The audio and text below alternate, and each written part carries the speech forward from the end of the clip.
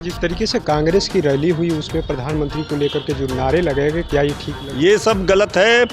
देश के माननीय प्रधानमंत्री हैं और चाहे कोई भी देश के नेता हों, उस पर किसी भी व्यक्ति को अमर्यादित टिप्पणी नहीं करनी चाहिए। भाषा की मर्यादा का ख्याल चाहे सत्ता पक्ष हो या विपक्ष हो, सबको रखना चाहिए। लोकतंत्र में, राजनीति में विचारों की लड़ाई होती है, विचारधारा की लड़ाई है, लेकिन भाषा की मर्यादा का ख्याल सबको रखना चाहिए। ये हमारा व्यक्तिगत मानना है। SIR को लेकर के जिस तरीके से एकजुट होने की जरूरत है, तो आपको अरे भाई, SIR पर तो हो ही रहा है कि वोट की चोरी नहीं, अब वोट की डकैती हो रही है। अब वोट की डकैती हो रही है, हम चुपचाप एक दिवसीय प्रदर्शन करेंगे, वोटर अधिकार यात्रा निकाला, क्या हुआ? पूरे देश के जितने भी माननीय विधायक हैं, माननीय सांसद हैं, सब अब सदन छोड़कर सड़कों पर उतरे।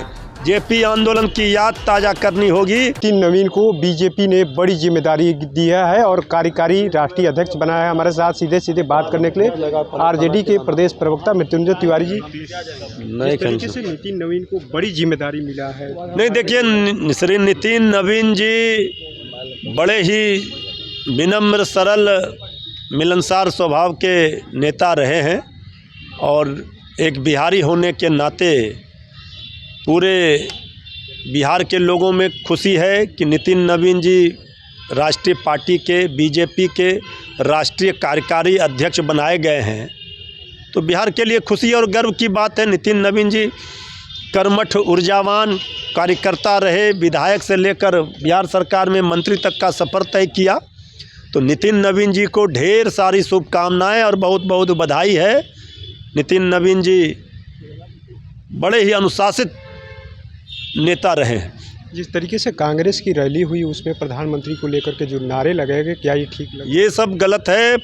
देश के माननीय प्रधानमंत्री हैं और चाहे कोई भी देश के नेता हों, उस पर किसी भी व्यक्ति को अमर्यादित टिप्पणी नहीं करनी चाहिए। भाषा की मर्यादा का ख्याल चाहे सत्ता पक्ष हो या विपक्ष हो, सबको रखना चाहिए।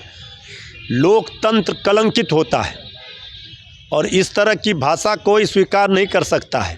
हम अपने सभी दलों से निवेदन करेंगे कि अपने नेताओं, कार्यकर्ताओं पर लगाम लगाएं, अनुशासित रखें और ऐसी कोई भाषा या टिप्पणी ना हो जिससे हमारा लोकतंत्र कलंकित हो। लोकतंत्र में, राजनीति में विचारों की लड़ाई होती है, विचारधारा की लड़ाई है, लेकिन भाषा की मर्यादा का ख्याल सबको रखना चाहिए। ये हमारा व्यक्तिगत मानना है। SIR को लेकर के जिस तरीके से एकजुट होने की जरूरत है, तो आपको अरे भाई, SIR पर तो हो ही रहा है कि वोट की चोरी नहीं, अब वोट की डकैती हो रही है।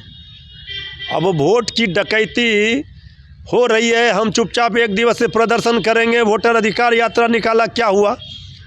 तो सिर्फ एक दिन के प्रदर्शन से अब वोट चोरी का रोना रोने से कुछ नहीं होना है। यहाँ हम वोट चोरी का रोना रोते रहेंगे, वहाँ वो वोट डकैती करके सरकार बनाते रहेंगे, तो फ़ायदा क्या होगा? अब समय की मांग है कि पूरे देश में जन आंदोलन खड़ा किया जाए, निर्णायक लड़ाई लड़ी जाए। पूरे देश के जितने भी माननीय विधायक हैं, माननीय सांसद हैं, सब अब सदन छोड़कर सड़कों पर उतरे।